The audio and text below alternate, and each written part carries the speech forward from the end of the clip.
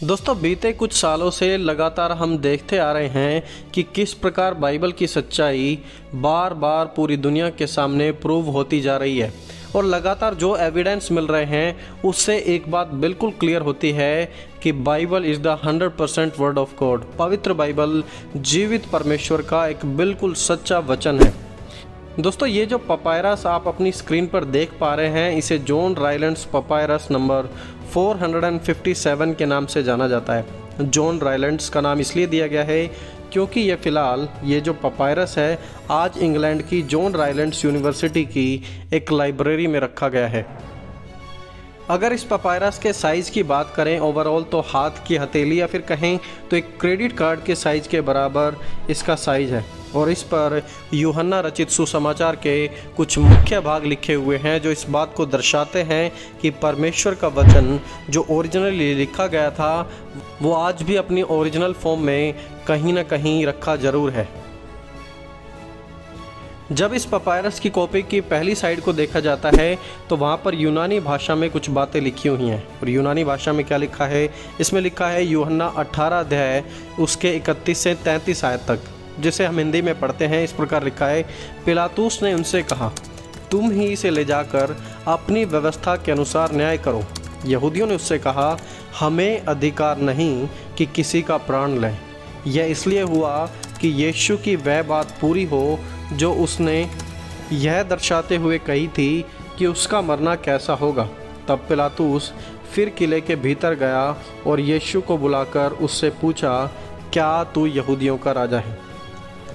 दोस्तों ये जो पहली साइड है जो आप देख पा रहे हैं इसमें यूनानी भाषा में यूहन्ना 18 अध्याय उसकी 31 से 33 आयत तक लिखी हुई है जिसे हमने जस्ट हिंदी में पढ़ा। जब हम इसकी दूसरी तरफ देखते हैं तो दूसरी तरफ भी बाइबल की ही कुछ आयतें हैं। यूहन्ना रचित सुसमाचार उसका 18 अध्याय उसकी 37 और 38 आयत में वहाँ पर इस प्रकार लिखा हुआ है, और पिलातुस ने उससे कहा, तो क्या तू राजा है? यीशु ने उत्तर दिया, तू कहता है कि मैं राजा हूँ। मैंने इसलिए जन्म लिया और इसलिए जगत में आया हूँ कि सत्य पर गवाही दूँ। जो कोई सत्य का शब्द सुनता है वह मेरा शब्द सुनता है। दोस्तों इंटरेस्टिंगली सन 1844 में एक बड़ी ही इंटरेस्टिंग घटना हुई थी जर्नल ऑफ ट्यूबलर याकूब में। उनका कहना था कि यूहन्ना का सुसमाचार लगभग 160 एडी के बाद लिखा गया था, जिसका मतलब था कि यूहन्ना का सुसमाचार एक फेक सुसमाचार हो सकता है, ऐसा उनका कहना था। चलिए एक पूरी की पूरी बात को मैं आपको आसान शब्दों में समझाने की कोशिश करता हूँ। देखिए प्रभु यीशु मसीह की मृत्यु हुई थी AD 33 में और इस स्कॉलर का कहना है कि यूहन्ना ने जो सुसमाचार लिखा है वो लिखा है लगभग 160 या फिर 170 एडी के बीच में, जिसका मतलब ये हुआ कि यीशु की मृत्यु में और इस यूहन्ना रचित सुसमाचार में लगभग 127 सालों का फ़र्क है। यीशु की मृत्यु हुई 33 एडी में, लेकिन ओरिजिनली जब हम रिकॉर्ड्स को चेक करते हैं तो हमें पता लगता है कि प्रेरित यूहन्ना की मृत्यु 99 एडी में हुई थी। जब ये स्कॉलर कहता है कि ये 160 और 170 एडी के बीच लिखा गया है तो उसका कहने का मतलब है कि ये जो पपायरस है, ये जो राइटिंग है, ये लगभग 127 साल बाद लिखी गई है यीशु मसीह के मरने के बाद। और 127 सालों में तो दोस्तों आप जानते हैं प्रेरित यूहन्ना भी उस समय प्रभु में सो चुके थे। तो ओरिजिनली जब हम हिस्टोरिकल रिकॉर्ड्स को देखते हैं तो प्रेरित यूहन्ना की जो मृत्यु है वो 99 एडी में हुई थी, लेकिन इस विद्वान का कहना है कि यीशु का सुसमाचार तो यूहन्ना के द्वारा 160 एडी में लिखा गया था। अगर यूहन्ना की मृत्यु 99 एडी में ऑलरेडी हो गई तो फिर 160 एडी में किसने लिखा? किसी फेक यूहन्ना ने। और इसीलिए सन 1844 में ऐसा कहा जाने लगा कि यूहन्ना का सुसमाचार एक फेक गॉस्पल है जो प्रेरित यूहन्ना के द्वारा नहीं बल्कि किसी दूसरे व्यक्ति के द्वारा लिखा गया, और हमें पता नहीं है कि वो दूसरा व्यक्ति क्या है, इसलिए इस पर विश्वास नहीं करना है।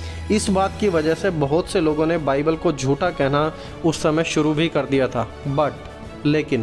लेकिन सन 1935 में जब इजिप्ट में ये पपायरस के फ्रैगमेंट्स कोलिन रॉबर्ट्स को मिले तो उन्होंने उस पर रिसर्च करना शुरू कर दिया सन 1935 में, और तब इस पपायरस की जो एक्चुअल डेट पता करने के लिए यूरोप की 3 बड़ी टीम्स के पास इसे भेजा गया और इन तीनों टीम्स का कंक्लूजन था कि ये पपायरस लगभग 100 एडी के करीब का है, यानी कि लगभग उसी समय का जिस समय प्रेरित यूहन्ना की मृत्यु हुई थी और उसी समय इसे लिखा गया था।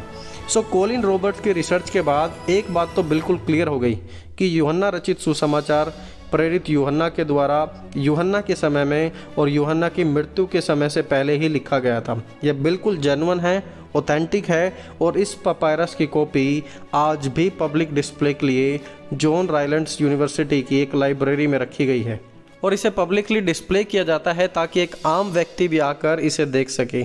कुछ बाइबल के स्कॉलर्स की माने तो यह पपायरस का टुकड़ा आज नए नियम के जितने भी सबसे पुराने सबूत हैं उन पुराने सबूतों में से एक सबूत है, one of the oldest evidences of New Testaments trustworthiness. और दोस्तों सिर्फ इतना ही नहीं, जैसा कि आप देख पा रहे होंगे कि उत्पत्ति 28 अध्याय उसके 19 आयत, 27 अध्याय उसकी 26 आयत, इसके भी भाग मिले हैं। लेव्य व्यवस्था उसका 20 अध्याय उसकी 27 आयत, 22 का 30, इसके भाग भी आर्कियोलॉजिस्ट को मिले हैं। गिनती की किताब के भाग भी मिले हैं, गिनती 5 अध्याय उसकी 26, 7 और 20 के भाग भी मिले हैं। यहोशू की किताब का एक बहुत ही बड़ा लार्ज पोर्शन आर्कियोलॉजिस्ट को मिला है। इतिहास की किताब के भी ऑलमोस्ट 10 अध्याय उन्होंने रिकवर कर लिए हैं। इजरा नहेमिया की किताब के भी लगभग बड़े भाग आर्कियोलॉजिस्ट के हाथ लगे हैं। और सिर्फ इतना ही नहीं, बल्कि इन बीते सालों में हम राजा हिजकिया के रिंग की डिस्कवरी भी देख पाए हैं। हेरोद्स टेम्पल, डेड सी स्क्रॉल्स, गीदोन के समय के भी कुछ सबूतों को हम देख पाए हैं और इन सब चीज़ों के ऊपर ऑलरेडी वीडियोस बन चुकी हैं, तो आप उन्हें देख सकते हैं अपनी नॉलेज ज़्यादा एडवांस करने के लिए। तो ओवरऑल दोस्तों जब हम इन तमाम सबूतों को देखते हैं, इन्हें इवैल्यूएट करते हैं, तो कुछ चीज़ें बिल्कुल यहाँ पर क्लियर होती हैं। जैसे कि पहली बात, Bible is 100% word of God. Bible पूर्ण रूप से 100% जेन्युइन परमेश्वर का वचन है। ये आर्कियोलॉजिकल जो फाइंडिंग्स हैं ये बिल्कुल क्लियर करती हैं इस बात को। दूसरी बात, Bible can be tested outside the Bible. Bible की बातों को बाइबल से बाहर भी वेरीफाई किया जा सकता है। जैसा कि प्रभु यीशु की मृत्यु, आज उसे बाहर वेरीफाई कर सकते हैं, उन जगह को हम देख सकते हैं, उन स्थानों को विजिट कर सकते हैं, वो चीज़ें आज भी हैं। एफेसुस के समय की, जैसे कि बाइबल में अलग अलग स्थान हैं, जैसे कि बैतल, यरूशलेम, एफेसुस, इन सभी स्थानों को आज देखा जा सकता है। जो बाइबल में लिखा है वो एक्चुअल में बाहर भी है।